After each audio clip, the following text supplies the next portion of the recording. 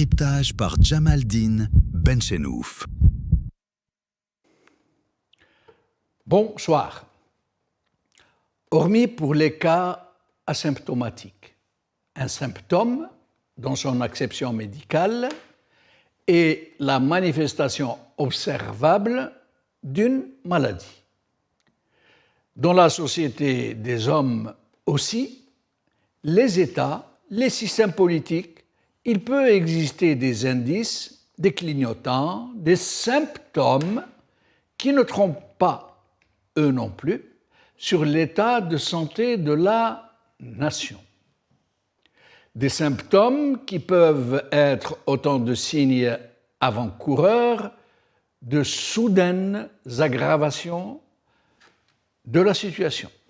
Une soudaine dégénérescence des fonctions et du fonctionnement de l'État, qui peuvent avoir de graves répercussions sur la santé de l'État, qui peuvent annoncer de graves menaces sur les grands équilibres de l'État, sur l'esprit de ses lois, sur la pérennité de ses institutions, voire même sur son devenir, voire même sur sa vie.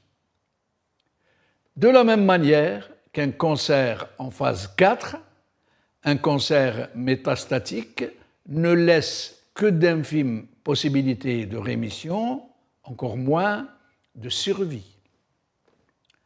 Je ne veux surtout pas jouer à l'oiseau de malheur, en exprimer dans ces émissions que des signaux d'alerte. Mais le doute n'est plus permis en l'état des choses. La métastase du système particulièrement mortifère qui a pris l'Algérie en otage ne fait plus de doute. Ce régime est en fin de vie et donc plus dangereux que jamais. Les manifestations de sa dégradation sont de plus en plus alarmantes, de plus en plus inquiétantes. Il ne fonctionne plus, ce système, qu'aux incantations, aux mensonges, aux fausses promesses et à la négociation des territoires de chasse entre les clans qui le composent. L'ultime responsabilité a déjà basculé entre les mains d'un peuple traité jusque-là par-dessus la jambe, qu'on abreuve de récits patriotardiques, qu'on chauffe à blanc contre des ennemis et d'autres, quand son pire ennemi est celui-là, justement, qui tient son pays par la gorge. Si les Algériens ne prennent pas à temps conscience du péril qui pèse sur leur nation, avant que le processus ne devienne irréversible, alors ils ne pourront plus rien faire d'autre que d'assister à la débâcle généralisée, à la dislocation de leur nation, à Dieu ne plaise, à l'avènement des âges les plus sombres de leur histoire. Oui, tous les symptômes sont là. La déliquescence de l'État dans toutes ses déclinaisons, dans toutes ses fonctions, la confiscation des pouvoirs par une mafiocratie et une junte prédatrice, des élections devenues une pratique systémique et systématique de la fraude, de la désignation arbitraire, une corruption de masse et des élites pour permettre à la mafiocratie d'agglomérer autour d'elle des pans entiers de la société, qui se tiennent les uns aux autres par le ciment de la mauvaise conscience généralisée. La propagande, le conditionnement des masses et la désinformation érigée en mode de communication, une répression qui ne s'embarrasse même plus d'une apparence de légalité et tellement d'autres symptômes annonciateurs d'une catastrophe imminente, dans une passivité généralisée, lorsque ce n'est pas une honteuse connivence des relais naturels de ce régime pour de si piètres privilèges.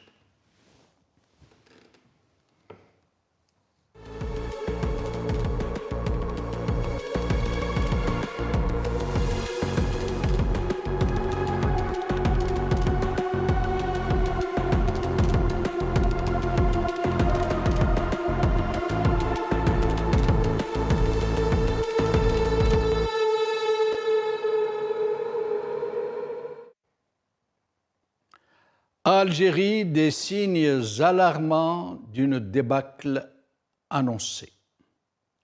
Et pour en parler, j'ai le plaisir d'accueillir Nacera Dutour, dont nous allons parler de ses mésaventures, pour rester gentil, de tout ce qu'elle a subi, de ce système qui ne connaît plus de frein, que nous allons recevoir et que nous allons libérer après lui avoir un peu parlé, parce qu'elle a un rendez-vous très important. J'ai le plaisir aussi d'avoir avec nous Samir Bellatesh, militant politique pour la démocratie, et Adel Khalef, depuis Londres, observateur politique et militant pour la démocratie. Nacera Dutour, merci d'être des nôtres. Bonsoir, bonsoir, bonsoir. Merci de m'offrir encore une fois un espace d'expression. On en a besoin. Et comment, et comment. Alors, Nacera, je rappelle la genèse de ce qui vous est arrivé très brièvement. Vous avez voulu vous rendre dans votre pays, l'Algérie, il y a quelques mois. On vous a, aussi extraordinaire que ça puisse sembler, on vous a refoulé de votre propre pays. D'ailleurs, vous êtes deux dans l'histoire de l'Algérie à avoir été refoulés de votre propre pays. Et ça s'est passé, les deux cas se sont passés sous le règne bénéfique et généreux de M. Tebboune.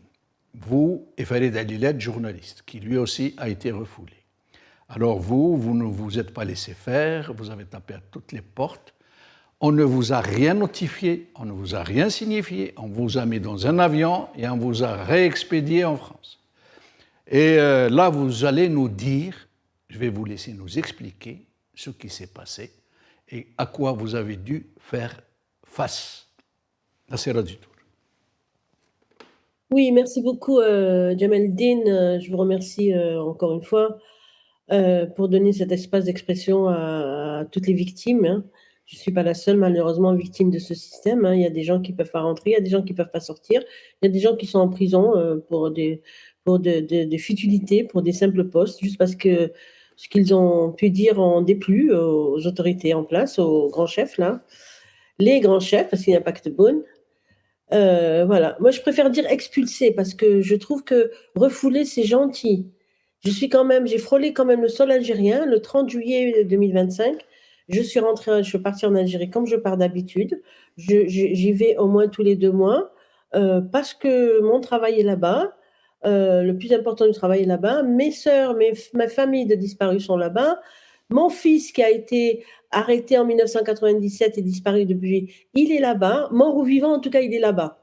Donc tout est là-bas et c'est mon pays. Et c'est mon pays que j'adore, que j'aime. Voilà. Et on m'a expulsée. Je suis restée plus de 3 heures sur le sol algérien.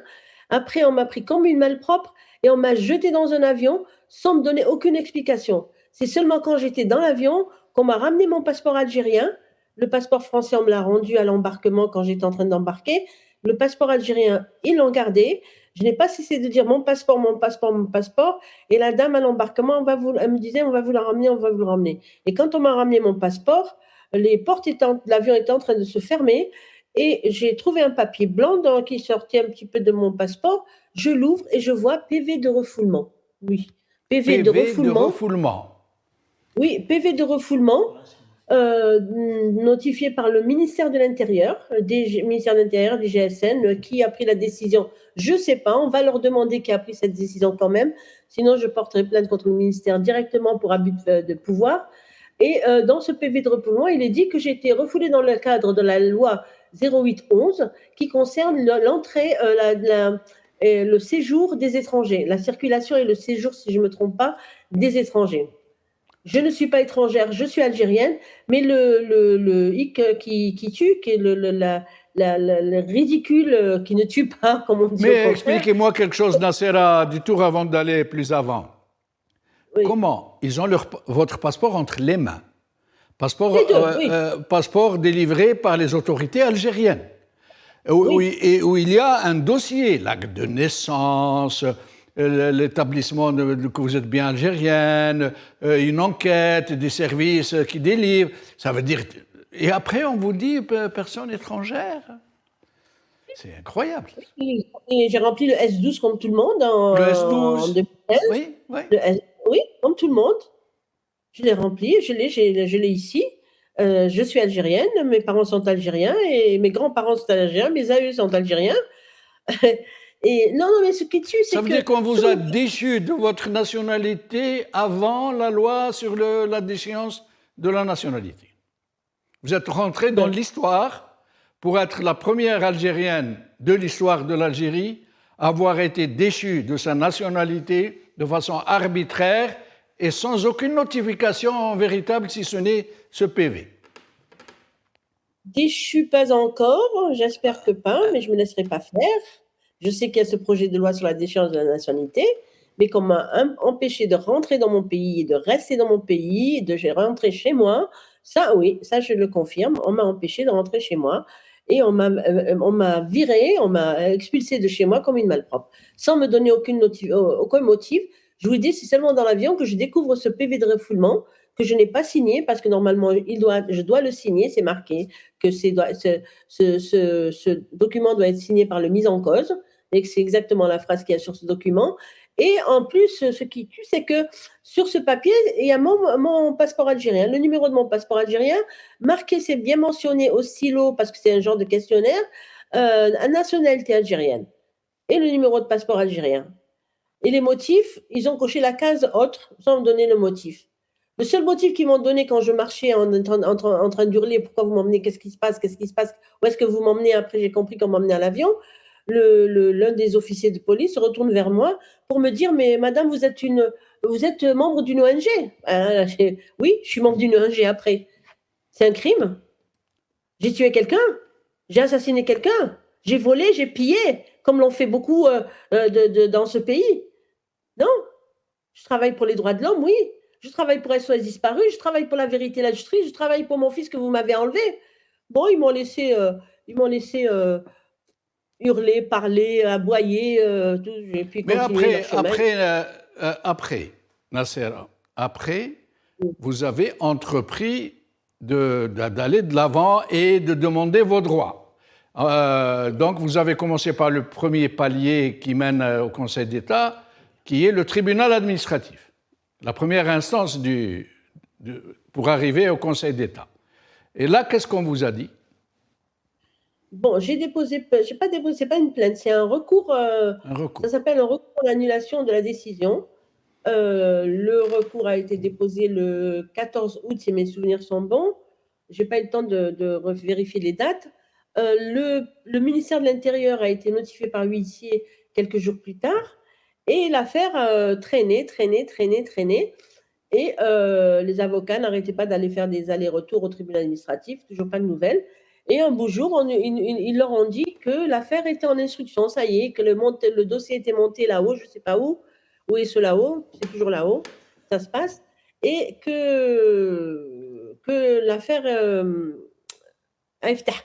elle est ouverte. Voilà, l'instruction est ouverte. Bon, on a attendu quelques temps, les avocats ils sont retournés, on leur a dit effectivement le ministère n'a toujours pas répondu, mais on a clôturé l'instruction et l'audience est fixée pour le 26, si je ne me trompe pas, le 26 janvier.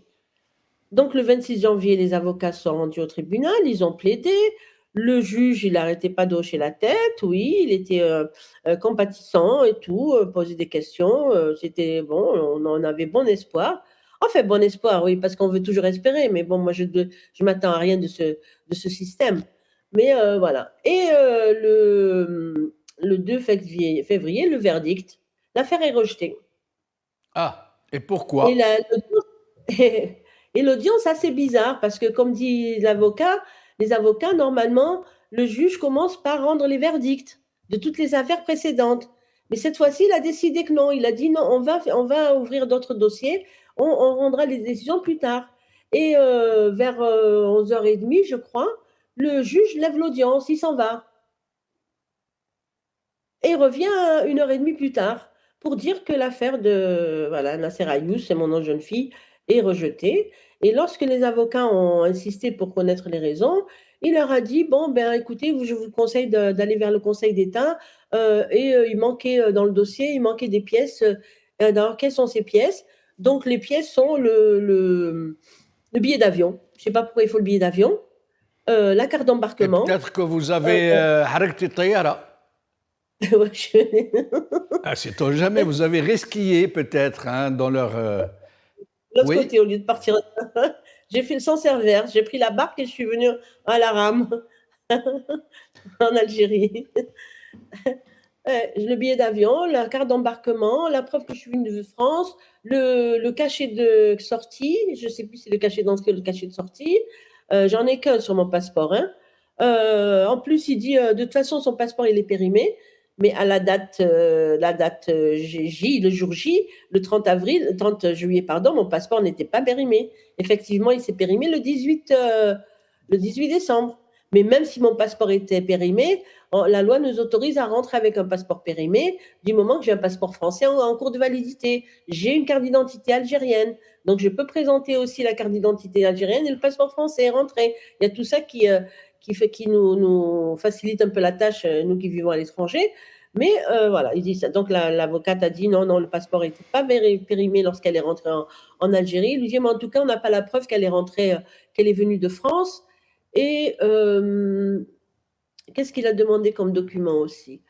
Oui, qu'on n'a pas saisi le ministère de l'Intérieur pour leur demander la décision par écrit qu'ils ont prise. Ça, c'est vrai, on ne l'a pas fait. Voilà. Donc, il nous conseille d'aller. Donc, on attend le, le jugement qui devrait être délivré normalement incessamment sous peu. C'est entre 8 et 10 jours apparemment, d'après ce que j'ai compris. On verra si tout est là et mentionné. On va continuer, on va faire le recours.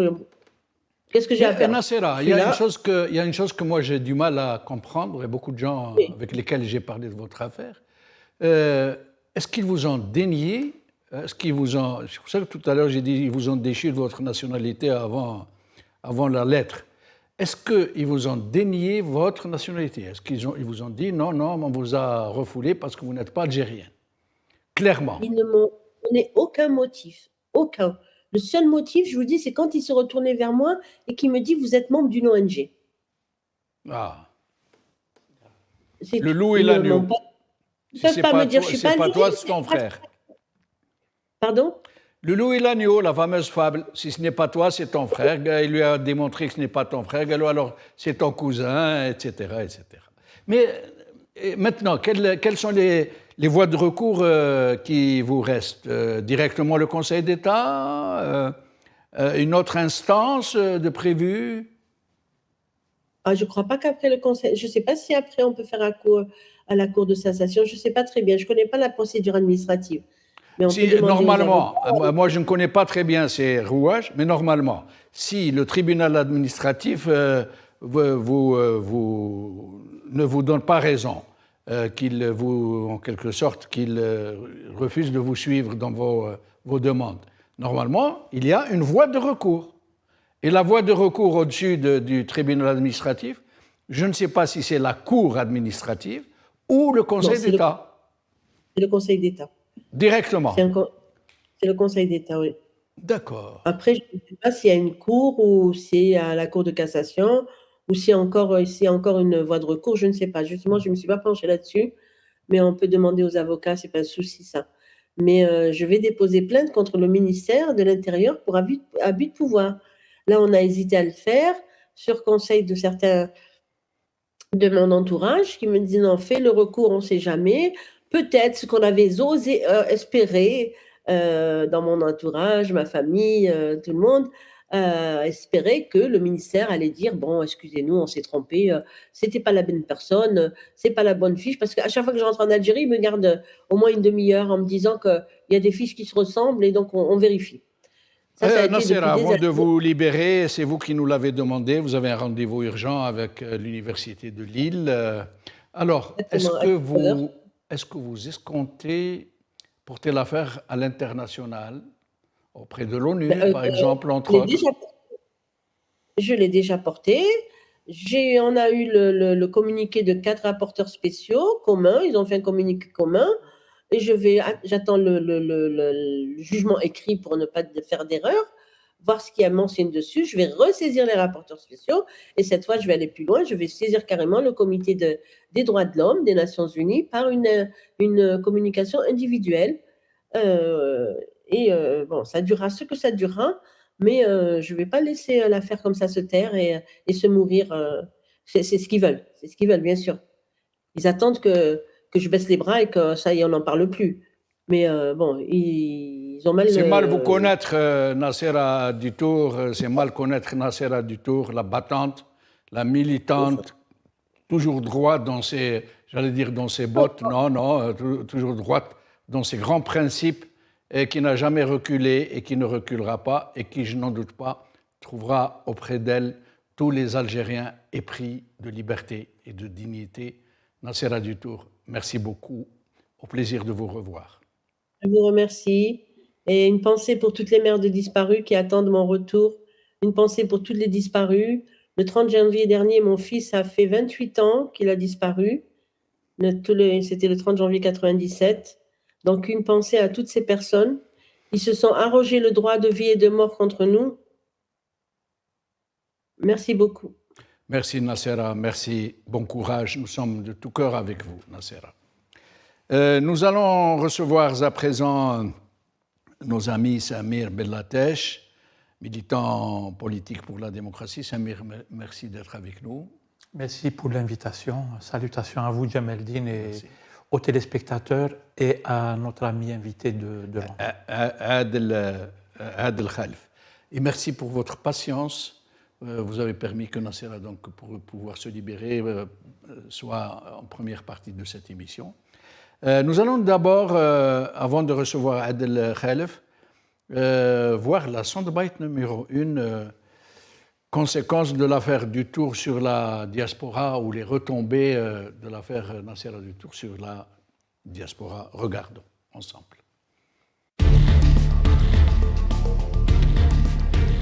L'affaire Nassera Dutour révèle des contradictions profondes dans la protection effective des droits fondamentaux garantis par la Constitution. La Cour d'appel a rejeté la requête d'une ressortissante algérienne contestant une interdiction d'entrée sur le territoire national. La juridiction a jugé la demande infondée, estimant que la requérante n'avait pas établi la preuve de sa nationalité malgré la détention d'un passeport. Des juristes ont dénoncé une décision contraire aux droits des citoyens et aux principes constitutionnels. Ces faits interviennent dans un contexte officiel mettant en avant une Algérie soucieuse de sa diaspora. La décision fragilise cependant les appels au retour adressés aux Algériens résidant à l'étranger. L'arrêt soulève des doutes quant à la crédibilité de la justice et à l'action des autorités. Il remet en cause la confiance des migrants algériens dans la garantie de leur droit au retour.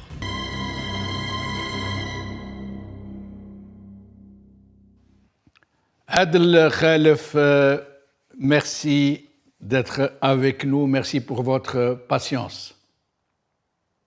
Pas de problème, merci beaucoup pour votre invitation. Je me réjouis d'être parmi vous ce soir.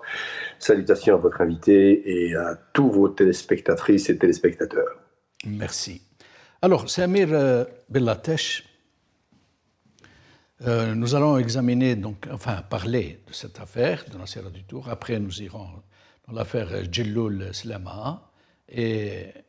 Mais avant, je vais encore vous prendre un peu de votre temps pour passer quelque chose d'absolument hallucinant. C'est le Premier ministre, qui est lui-même ingénieur, technocrate, nous dit-on, etc. Alors je vais vous demander d'écouter ce qu'il dit. Mais on ne va pas commenter tout de suite. Juste écouter ce qu'il dit. Et après, nous reviendrons sur du tour et l'affaire Djelloul Slama et d'autres sujets si nous avons le temps. Écoutons Monsieur le Premier ministre algérien. الله عز وجل ابتدأها وأنزلنا الحديد معناه إرادة إلهية واختيار إلهي في مكان تنزيل هذا الحديد الله سبحانه وتعالى نعلم جيدا أنه لا ينزل من السماء إلا فوق أرض مباركة الله اختار الجزائر وأنزل فيها الحديد لأنها أرض مباركة فيه بأس شديد والبأس لا يرفعه إلا الرجال والله حكيم وكل شيء ينزله الله ويوجهه إلى مكان معين فيه حكمة لأن هذه الأرض أرض رجال وسقاها دماء الشهداء. Incroyable en substance pour ceux qui ne comprennent pas l'arabe, c'est le Premier ministre algérien, ingénieur, technocrate, qui nous dit, parle de minerais de fer de Rajbilat, il nous dit, de toutes les façons, nous avons des minerais et des ressources naturelles parce que c'est un choix de Dieu qui a décidé de doter l'Algérie de choses parce que elle a la baraka, parce que c'est un pays méritant, méritoire, et contrairement aux autres pays que Dieu ne dote pas de minerais et de ressources naturelles, parce qu'ils n'ont pas la baraka, et que Dieu nous a donné ce fer pour nous remercier, pour nous féliciter, pour nous récompenser. Il ne sait pas, ce Premier ministre, que ces minerais de fer, de pétrole, etc., sont en terre depuis des millions d'années, parfois des centaines de millions d'années. À l'époque, l'Algérie n'existait pas, ni même l'Afrique, les continents étaient soudés, il n'y avait pas de frontières, il n'y avait pas de... C'est complètement hallucinant et ça vous donne une idée, Samir Bellatesh, sur l'affaire Nasera du Tour. Ce que m'inspire cette affaire, on se le disait tout à l'heure en off, c'est un peu kafkaïen, c'est-à-dire que c'est vrai. Ce n'est pas la première fois que les Algériens sont confrontés à des situations qui sont totalement anormales, incontrôlables, qui ne relèvent ni du droit, ni de la justice, ni du bon sens, ni le harma, comme on dit chez nous, ni du respect du citoyen. On a vu comment le cas de Nasera du Tour, mais moi, ça m'a fait penser à beaucoup de cas qu'on a vus passer devant les juges et qui sont traités d'une manière des fois hallucinante. Les avocats, quand ils reviennent quand la chose a eu lieu devant le juge et tout, ils rapportent des situations incroyables, des manquements aux procédures, mais j'en passe des meilleurs. Je pense que ça nous donne une idée de ce que vivent les Algériens, ce que nous vivons, face à un pouvoir qui est... comment le décrire? C'est un pouvoir, c'est une dictature qui ne respecte pas ses citoyens, qui ne respecte pas la loi, qui ne respecte pas la Constitution. On a vu dans le cas de Nasera du Tour, pour prendre son cas, puisque c'est d'elle qu'il s'agit aujourd'hui, que c'est en contradiction avec un des articles de la Constitution algérienne, que d'empêcher un Algérien sans aucun jugement, sans raison et tout, de l'empêcher de rentrer chez lui ou de faire l'aller-retour. Et comme le rappelait à juste titre Madame Dutour tout à l'heure, il y a beaucoup d'Algériens qui ne peuvent pas rentrer, beaucoup d'Algériens qui ne peuvent pas sortir d'Algérie, et d'une manière mais totalement arbitraire. Et moi, j'ai lu un peu les comptes rendus de ce qui s'est passé devant le juge, là, ce 2 février et tout. Ben, ils ont signalé des choses bizarres. Tout à l'heure, elle en a parlé un petit peu, Madame Dutour. On lui a demandé... c'est-à-dire qu'on a rejeté son appel parce qu'il y a une pièce qui manque au dossier, C'est-à-dire qu'on ne lui a pas notifié une expulsion ou une raison pour laquelle on l'a expulsé. On ne lui a pas notifié ça. Eh bien, le juge, il dit, moi, je ne peux pas prendre un appel sur une décision qui n'existe pas. Il dit, il faut me la fournir. Entre autres, moi, j'ai lu ça dans les comptes rendus journalistiques. Il suffit que celui qui a procédé de cet acte arbitraire illégal, il suffit qu'il ne délivre pas de notification. Le juge, il dit, vous n'avez pas ça, je ne peux rien pour vous. Je ne peux pas statuer sur une affaire où il n'y a pas la décision, ce qui a un peu étonné les observateurs et les avocats. Et j'en passais des meilleurs, même le PV, là, visiblement, il n'était pas du tout en règle. Et puis, encore une fois, voilà. Et une petite dernière chose, peut-être que je l'oublierai tout à l'heure, je voulais juste dire moi aussi mon soutien à Madame Dutour, mon soutien à toutes les mamans et tous les parents des disparus. C'est une chose effroyable à vivre. Malheureusement, nous ne sommes pas les seuls au monde à vivre ce genre de choses. Moi, j'essaye de voir ce qui se passe ailleurs. J'ai suivi les cas des Égyptiens, par exemple. Ils disparaissent par milliers, les Égyptiens. Ils sont embarqués par la police ou le mukhabarat, par la sécurité ou la police politique, et ils disparaissent. Je suis abonné à leur page, les associations, l'équivalent de l'association de Madame Dutour. Mais chez les Égyptiens, c'est aussi horrible. Des jeunes de 17 ans qui disparaissent depuis 5 ans, 10 ans et tout, et on ne sait pas ce qu'ils sont devenus. Je pense que c'est très difficile à vivre pour une maman. Franchement, elle dit, elle se souvient de toutes les dates et tout. C'est une maman, c'est normal. Oui. Au 28 janvier, elle dit, ou au mois de janvier, ça fait 28 ans que son fils a disparu. S'il avait 20 ans, il aurait eu 48 ans maintenant. C'est horrible à vivre. Et moi, je dis mon soutien à ces gens et j'espère qu'à l'avenir, on pourra régler ce genre de problèmes et de situations dans un cadre légal et dans une Algérie apaisée et une justice qui soit indépendante et tout. Et voilà, moi je dis, franchement, et en fait, une dernière chose, Jamel, j'abuse. Non. C'est juste pour dire aussi que Madame Dutour, elle représente quelque chose qui fait peur au régime. En fait, ce sont les disparus des années 90.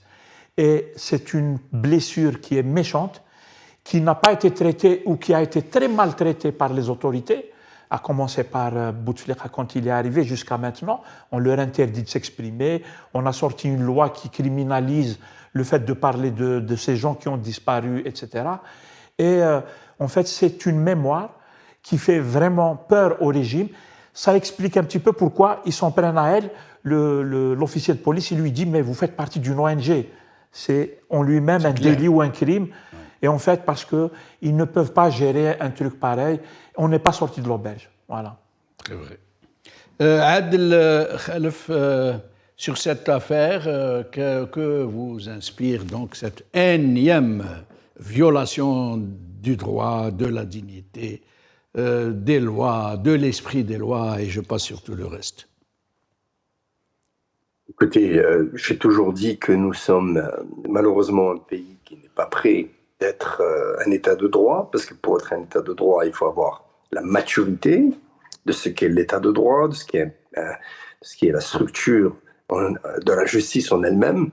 Dans un État de droit, la justice est au-dessus de tout et au-dessus de tout le monde. Nous sommes dans un pays où il y a des individus qui sont au-dessus de la loi. Donc, on n'est pas encore prêt pour cette maturité d'être un État de droit qui se respecte. D'ailleurs, c'est pour cela qu'on ne peut pas développer encore la présomption d'innocence.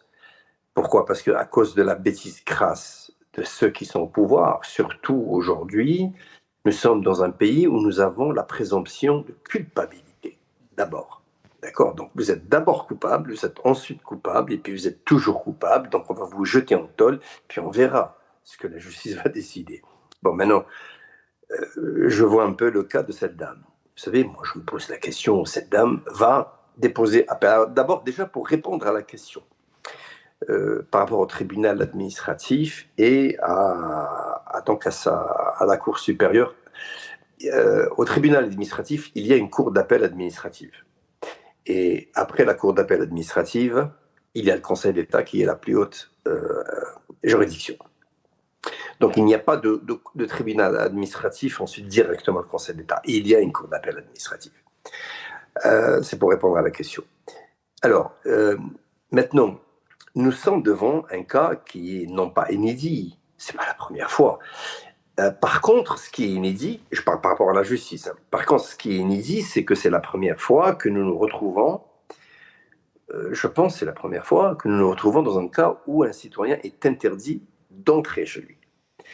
Alors, le tribunal d'appel, de la cour d'appel, pardon, d'Alger cite, il y a un dossier qui manque, il y a un élément qui manque. Bon, il y a deux problèmes ici. D'abord, le premier problème, c'est bien d'avoir fait appel à Alger, mais le deuxième problème, plutôt le premier problème bis, c'est qu'il faut comprendre qu'un tribunal en Algérie ou une cour d'appel en Algérie, une juridiction en Algérie n'a pas de pouvoir, reçoit des instructions. Ceci étant dit, il lui donne comme excuse, il manque un document. Bon, très bien. C'est simplement pour la faire renvoyer, encore une fois, en première instance, déposer, ensuite une décision, et puis revenir vers nous, et puis vous pouvez rajouter un document. Vous savez, ce qui est bizarre juridiquement, c'est qu'en cours d'appel, vous ne pouvez pas rajouter de documents pour les gens qui connaissent la justice. Quand vous déposez une affaire au tribunal, et que cette affaire est jugée contre vous, décidée contre vous, et que vous faites appel, et que cet appel aille au tribunal, à la cour d'appel, pardon. Dans le dossier de fond, on ne peut pas rajouter des documents, c'est interdit. Il faut simplement apporter plus d'explications, plus de technicité judiciaire et juridique. Donc déjà cette excuse du magistrat qui dit il manque un document, ça veut dire qu'il lui donne la possibilité de ramener un document. Or, ceci est interdit en cour d'appel. Donc vous voyez un peu cette malfonction judiciaire. Nous sommes dans une telle bêtise, une telle incompétence. Je ne sais plus quoi penser sur le plan diplomatique, sur le plan juridique, sur le plan économique, sur le plan... C'est partout. Nous sommes dans un amateurisme, nous sommes dans une bêtise métastasée, généralisée, une incompétence interstellaire, des hurluberlus au pouvoir. Merci. Alors, nous allons passer à l'affaire Jellul Slama, cet expert en la chose économique, pour ce qui est des minerais, de l'industrie, qui a été reçu par une chaîne proche du régime, qui lui a donné la parole librement, mais qui, dès le lendemain, a retiré cette émission de ses archives. Elle n'est plus consultable, sauf pour ceux qui ont pensé à l'enregistrer sur le YouTube. Nous allons l'écouter, puis nous allons écouter une autre des gens qui le contredisent, mais écoutez bien ce qu'il dit, lui, ce qui est absolument mesuré, réservé, à la limite j'allais dire, de la précaution. Et écoutez les autres, et puis nous allons parler sur le fond, parce que le monsieur en question a été victime d'une disparition forcée, d'une séquestration qui dure jusqu'à aujourd'hui, semble-t-il. Écoutons donc ce que nous dit M. Jellul Slama. كشخص أحبه وأقدره لكن قراءته ليست واقعية. الاقتصاد الكلي كما يقرأه السيد الوزير بفخر بأرقام خيالية في تركيب الميزانية تقريبا نصفها حتى لا أقول أكثر من نصفها غير واقعي. نعم. بيان مينيري شباب كاليتي نتاعو 0,002% de phosphore يسوى $100. Le minerai d'Argarjbilet, il est à 0,8% de phosphore. Donc, il est de beaucoup moindre qualité. Qui يدخل le marché mondial, automatiquement, il est amputé d'environ $25. 20 à $25. إذا أنت تواصل في تسيير اقتصاد صحيح أرقام غير مفبركة لكن مواصلة النموذج الاقتصادي الريعي. Nous sommes dans la continuité du modèle économique exclusivement basé sur le pétrole. C'est un modèle rentier, donc ريعي. On produit 2200 actuellement. Moi, je peux dire facilement, je produis 5000. Je vais agrandir. 5000 par $80. حسبي تلحقي somme totale 65 millions de dollars par an. 65 millions de dollars par an صارفة 3,5 مليار de dollars باش ترونتابيليزيها تحتاج 50 سنة pour ne pas dire 60. نحن على مسؤوليتي أقول قد وصلنا إلى حد ما قد يعطيه هذا المنظوم. Nous sommes à la limite de capacité de ce que peut donner un système économique pareil. Nous sommes quasiment à la limite. أنا ما يؤلمني هم خونة الدار جازوا في بلاطوات وبداو يتكلموا بدون علم رغم أنهم مستوى علمي بدون علم راهم يخلطوا ويجلطوا. لقينا باللي هذو الناس خونة الدار. أنت كيف يصل بك الغباء أيها بين قوسين أيها الباحث. Alors, le monsieur Gilloul Slama, n'est-ce pas, donne des chiffres, il démontre que ce fer n'est pas rentable, qu'il ne pourra pas être rentable parce qu'il y a trop de phosphore dedans, tout simplement, et que le traitement coûterait plus cher, le vendre en l'état ne rapporterait rien, etc. Mais il reste très mesuré, malgré sa technicité. Et là, ce monsieur qui le contredit, en quoi il le contredit? Il le traite de traître domestique. Khaïn ad-dar. Et en off, ils ont dit Djibo. Djibo. C'est comme ça que ça se passe Djibo, dans notre pays. ce qui va. Et c'est... Je ne l'ai pas entendu, moi, celle-là. C'est-à-dire, le monsieur a été arrêté. Lâchez-le. Exactement. Donc, nous, on connaît, entre Algériens, on sait ce que ça veut dire, cette expression, cette malheureuse expression. Lourde de sens. Qui est une façon de gérer. Et elle existe depuis l'indépendance, du temps de Boumedienne, du temps de Djibo. Tu vois, ça veut dire ils sont violents. Hacha les téléspectateurs, ils sont violents. Ils sont violents. Moi, je rejoins le monsieur qui disait tout à l'heure que c'est terrible ce que vit l'Algérie et notre pays, en tant que pays, et le peuple algérien ne mérite pas ça, en fait. Et en écoutant le monsieur, le scientifique ou le chercheur qui a donné son avis scientifique, qu'il soit bon ou pas, ça se discute, il n'y a pas de souci. L'autre qui l'insulte, qui vient et qui l'insulte et qui le menace et qui, en dehors des caméras, a dit embarquez-le,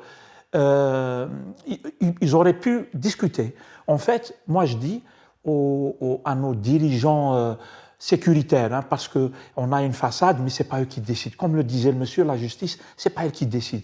Le juge, il est sorti, il est resté une heure, il a été chercher les instructions pour rendre sa décision pour Nassera Dutour, et elle était incohérente, elle ne collait pas et tout, parce que celui qui lui a donné les ordres ne connaît pas la procédure et tout. Le gars, c'est un officier, il lui donne un ordre toujours d'une manière aussi violente et probablement vulgaire, et les gars exécutent, en fait.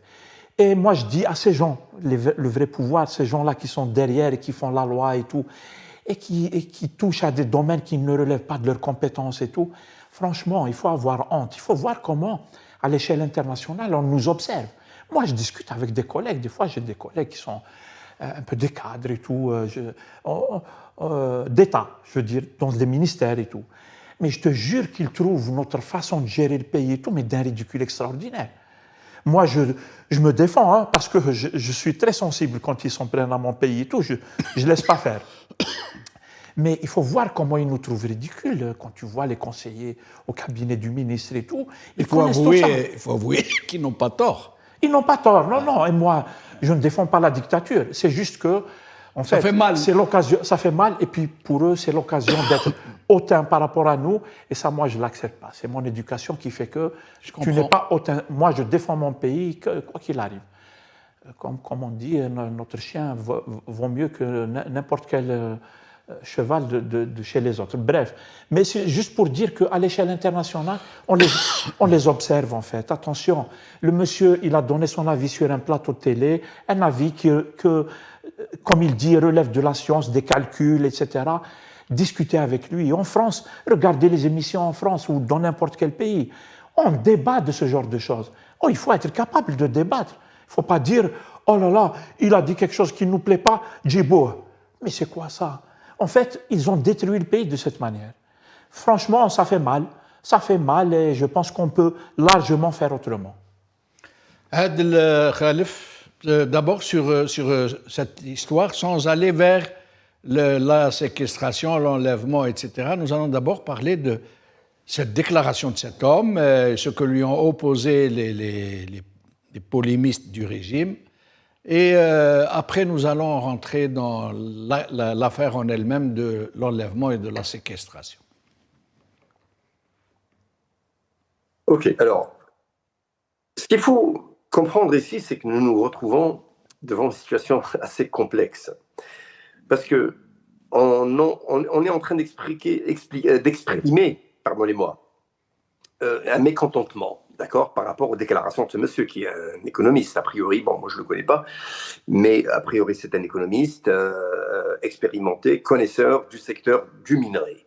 Alors, le secteur du minerai est très particulier. Bon, alors maintenant, moi ce que je trouve extraordinaire, c'est qu'on apporte une contradiction à ce que lui donc donne sur un plateau de télé, et on apporte en parallèle un pseudo-expert qui serait éventuellement venu pour donner une contre-expertise. Et il dit que malgré pardonnez-moi, malgré la compétence de ce monsieur, parce qu'attention, ce tout petit bonhomme qu'ils ont apporté pour essayer d'apporter une contradiction, puisse-t-elle être scientifique, technique, économique, etc., aux déclarations qui n'ont pas plu. Qu'est-ce qu'il fait comme déclaration? Voilà, donc ce bonhomme-là que vous voyez sur l'écran, qu'est-ce qu'il fait? Il fait une réponse en attaquant, en insultant, en agressant. Donc on lui donne une procuration pour dire, allez, tu vas sur un plateau d'antenne et tu agresses. Il n'a donné aucune contre-expertise technique, scientifique, explicative. Il ne fait qu'agresser. Alors, maintenant, moi, je vais vous apporter une contradiction complète à ce petit bonhomme en col blanc qu'on apporte pour essayer d'attaquer les déclarations de ce jeune économiste qui, ma foi, hélas, a été donc, j'ai envie de dire, enlevé carrément par les autorités. Parce que c'est un enlèvement. Hein. On est dans un, ça y est, c'est fini. Je sais pas si vous avez vu le film. Clairement, vous avez vu le film de Boubreka qui est le Sahara territoire Sio. Alors vraiment, l'Algérie, on a vraiment le territoire Sio, hein, par définition littéraire et littérale. Alors, la contradiction de ce bac-50 qu'ils ont apporté, c'est quoi? C'est les déclarations simplement du Premier ministre, qui ne fait que porter le poste de Premier ministre, parce qu'il n'a aucune dimension de Premier ministre. D'abord, ce bonhomme il est en train de parler par procuration. Apparemment, il a une procuration. Donc il dit, Rabbi a déclaré, parce qu'attention, pour le jeu de mots, ils nous ont mis au Coran. Donc on ne savait pas. Donc il est en train de nous dire que Allah bon, d'abord, tu es qui pour parler au nom de la religion, au nom des décisions du bon Dieu, d'avoir donné. Et puis bon, je signale à ce pauvre type que l'Australie a 50 fois plus de minerais que l'Algérie, la Chine, le Brésil. Alors dans ce cas-là, l'Australie, la Chine, le Brésil, Tannic, ils ont une procuration, aussi. Mais contrairement au Premier ministre, eux, ils ne l'ont pas utilisé. Mais ce n'est pas grave, on va mettre ça au rayon des friandises. Alors, tellement que c'est Samir est mort de rire. Non, mais c'est fini, ça y est. Chauffe, un degré d'amateurisme, un niveau de bêtise. Bon, allez, on va revenir rapidement aux déclarations de ce petit Premier ministre. Il dit, dans son discours, que l'Algérie est en train de faire du blending. Vous savez ce qu'est le blending, monsieur? Blending vient de B-L-E-N-D, to blend. Un mixeur, on appelle ça un blender. Donc, un mixeur, c'est mélanger. Donc, l'Algérie actuellement est en train d'importer du minerai qui est mélangé à celui de Rajbilet pour qu'on puisse augmenter la densité et la qualité de ce minerai pour que donc, ce minerai soit de qualité conforme à supporter donc les gros œuvres. C'est pas avec ce minerai qui est explosé et plein de phosphore que vous allez construire des barrages d'eau, parce que sinon vous allez finir bien mouillé, avec lequel vous allez construire des ponts, etc. Donc, pour que ce minerai puisse supporter des grosses œuvres énormes, comme des ponts, des grosses structures, enfin des grosses œuvres pour faire simple, ils sont en train d'importer du minerai pour le mélanger, ça s'appelle du blending. Donc, la contradiction à ce petit bac moins 50 qu'ils ont apporté sur un plateau de télé est donnée non pas par un opposant, mais par le Premier ministre lui-même. C'est vous dire que nous sommes... Allez, vous savez quoi? Je vais vous donner un autre exemple. على بالك monsieur Jamal, Rana, au sens propre du mot, si vous me permettez une minute pour donner ces deux exemples. Rana, au sens propre du mot. Vous vous rappelez les films de l'inspecteur Tahar ou l'apprenti? Oui. L'inspecteur qui قال l'apprenti la dame هذيك في l'hôtel قالها madame mais non c'est l'apprenti هذا c'est le borico de la classe. هاي اللي كورانا. C'est عندك le borico de la classe partout dans tous les secteurs. Vous savez, quand un clown s'installe dans un palais, ça ne fait pas de lui un roi. C'est le palais qui devient un cirque. Et c'est malheureusement le cas, malheureusement pour notre malheureux pays. Alors maintenant, nous sommes pressés par le temps, je vous demanderai des interventions vraiment dynamiques. Ce monsieur, Jelloul, a été, pour reprendre les termes qui sont conformes à la réalité, il a été victime d'une disparition forcée, ça veut dire d'un enlèvement par des gens non identifiés. Même sa famille l'a cherché pendant plusieurs jours, il ne savait même pas où il était. Il a été victime d'une séquestration par les agents de l'État. Et probablement, il a été victime de mauvais traitements. Et là, il est à son 11e ou 12e jour. On ne sait toujours pas si le juge d'instruction a signé un mandat de dépôt ou le procureur, on ne sait toujours pas.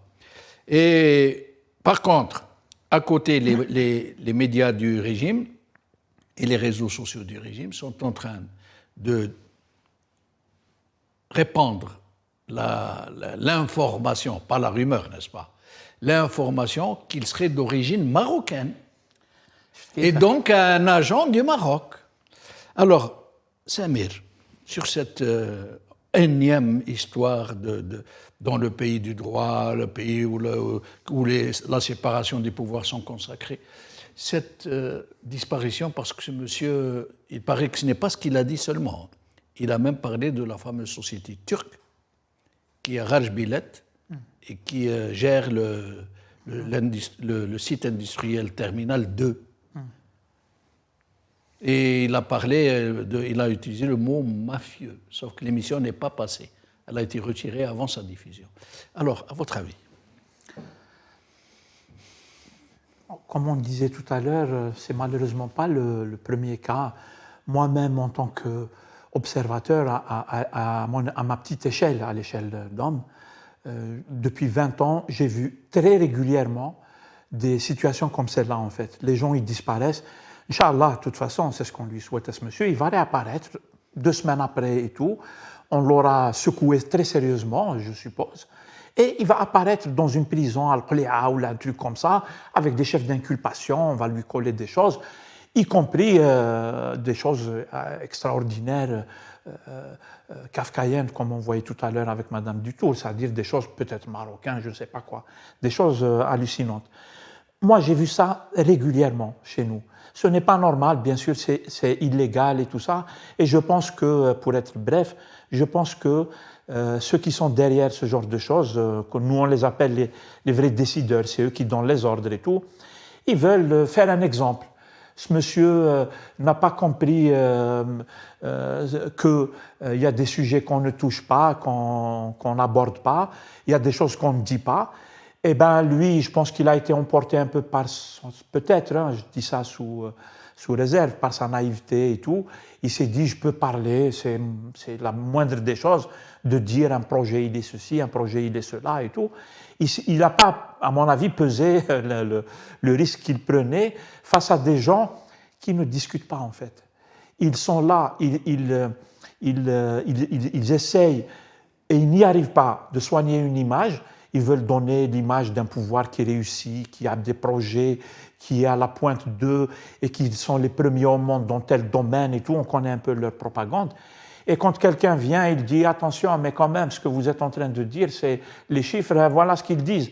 Eh bien, ils l'ont sanctionné d'une manière brutale pour faire un exemple. Maintenant, va demander à un scientifique, il va venir sur un plateau de télé et il va donner son avis honnêtement. Jamais. Chat échaudé, craint l'eau froide. Exactement. Voilà. Mais Samir, c'est vrai, ils jouent au matamor, ceux qui font ils tirent d'abord, ils parlent ensuite. Sauf qu'il ne le fait pas avec Trump. Les gars, ils Palestine, après, contre le plan Trump, non seulement il a demandé à Benjamin de voter, mais en plus, il lui a demandé de s'adresser à la plénière pour remercier Trump et le féliciter. Désolé. Comme quoi... Moi, ça fait longtemps que ça me choque vraiment, parce que les dirigeants algériens, tu ne les vois pas à l'échelle internationale, ils ne sont pas présents. Jamais tu vas voir un ministre algérien faire une conférence dans un forum ou un colloque scientifique. Jamais. Ils ne sont pas capables de tenir ce genre de choses. Et plus on avance, plus le régime il trouve vraiment personne pour faire le job. Et là, on a affaire au Premier ministre qu'on a vu tout à l'heure qui nous expliquait que l'Australie est une terre bénite. Tu vois, voilà. Non, malheureusement, ce n'est pas bon pour notre pays. Et, Inch'Allah, Madame Nahiyin, on va continuer à le dire jusqu'à ce que. Tel istiqlal, comme ils disent les Algériens. Moi, je connais une terre bénite que je mets entre guillemets, qui est au cœur de l'islam, qui s'appelle l'Arabie Saoudite, et qui est une terre qui n'est pas bénite du tout. Je dirais même qu'elle est esclavagiste. Je dirais même qu'elle pratique la haute trahison de ses propres frères et de ses propres coreligionnaires, qu'elle finance les Américains, qu'elle finance Israël pour tuer ses coreligionnaires. Il se passe des choses terribles derrière les murs. Donc, et comment? Donc, ces histoires de terre bénite et tout, il faut qu'il la raconte à d'autres. Adel Khalef, nous arrivons à la fin de l'émission, vous allez avoir le mot de la fin. Je vous demanderai de le faire en moins de 3 minutes, s'il vous plaît, avec toutes mes excuses. Vous savez, 3 minutes, c'est déjà beaucoup de temps. Alors, ce que je peux dire, simplement, c'est que, bon, c'est un peu dommage d'abord d'entendre parler de ces histoires de déchéance de nationalité. Pourquoi? Parce que pour que quelqu'un soit déchu de sa nationalité, vous savez, l'ONU, c'est interdit par l'ONU. Il y a le droit international qui joue un rôle. Donc en Algérie, ceux qui se retrouvent dans le pouvoir civil aujourd'hui pensent avoir l'autorité comme ça de venir. يعني أنا العربي بن هيدي وديدو شموراد وكاع الرجالة les vrais الرجالة اللي ماتوا على البلاد هذيك خلونا لبلادنا. أنا نزلت في بلادي. Je suis algérien autant que tous les Algériens. تجي نتايا تنحي لي ما nationalité. شكونك أنت؟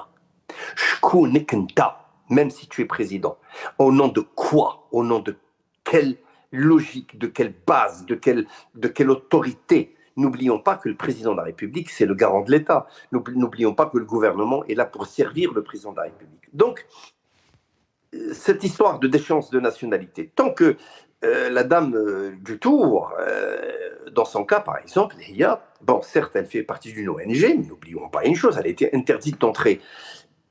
Est-ce qu'elle a représenté un danger pour l'Algérie? Non. Est-ce qu'elle est un danger pour la sécurité de l'État? Non. Alors on lui a interdit d'entrer en Algérie. Au nom de quoi?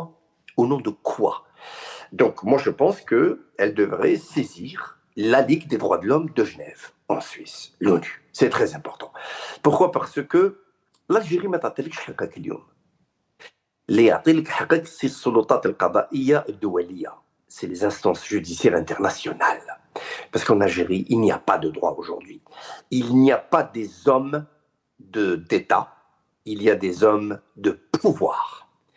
Alors, j'espère que la nature fasse son travail.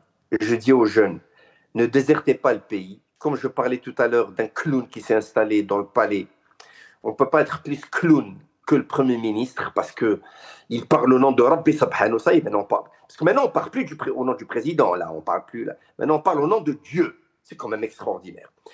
D'ailleurs, je fais appel aux autorités australiennes, indiennes, russes, etc., eux aussi, de faire parler au nom de leurs dieux respectifs, parce que, vous savez, dans les religions, c'est un peu complexe comme sujet. Donc, mais c'est bien. Je remercie le Premier ministre algérien d'avoir donné un grand exemple de piété intellectuelle aux autres pays.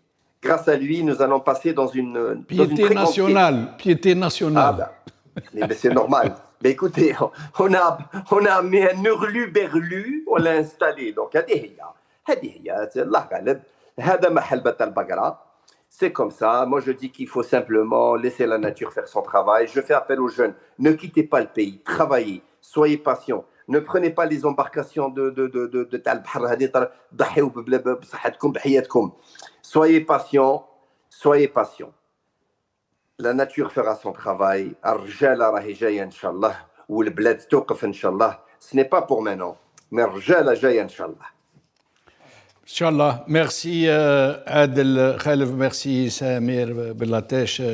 Comme l'a si bien dit Adel Khalif, ces gens qui se servent du pouvoir que leur confère Zama des élections fondées sur la fraude électorale. Personne n'est élu dans ce pays. Il n'y a que la fraude et la désignation par les galonnés qui désignent ces gens. Et ils choisissent les plus médiocres, les moins scrupuleux. Vous avez entendu le Premier ministre.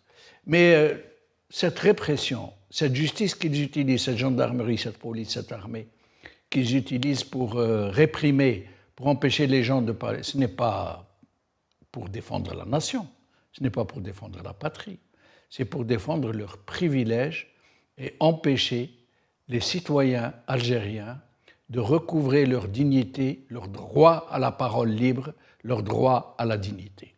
Bonne soirée, merci d'avoir suivi cette émission.